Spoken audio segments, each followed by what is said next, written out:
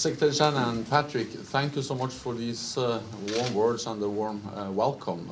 I really appreciate this opportunity to meet with you so early in your tenure.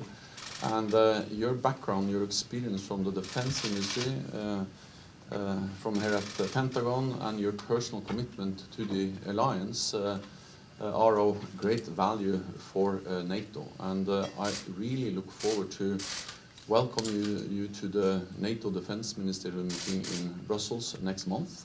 And I know that all the allied ministers also look very much forward to seeing you there. As you just noted, NATO is really making a lot of progress in many different areas. High readiness of forces, stepping up the fight against terrorism, and also investing more in defense burden sharing. For the first time in our history, we have combated the troops in the eastern part of the alliance with the 4 battle groups. We are adopting, changing the command structure with a new command in Norfolk, Virginia, but also new elements in Europe. And we are stepping up our fight against terrorism with a new training mission in Iraq. The main purpose is to make sure that the Iraqis are able to stabilize their own country and make sure that ISIS doesn't re-emerge in Iraq. Then we continue to stay with the United States in Afghanistan. We welcome the talks with Taliban.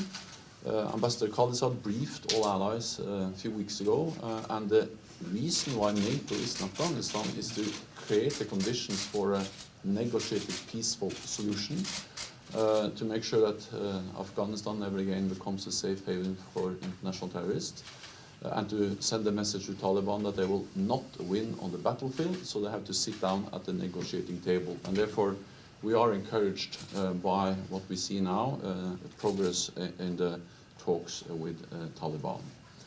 Then, as you said, we see also some real progress on defense spending.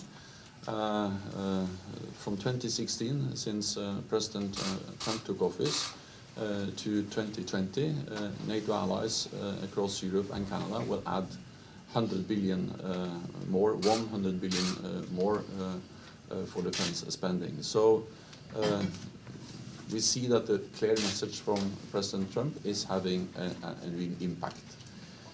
So we have done a lot. We have much more to do, and I really look forward to working closely with you in addressing all these challenges. So thank you for having me, and we look forward to working with you in Brussels.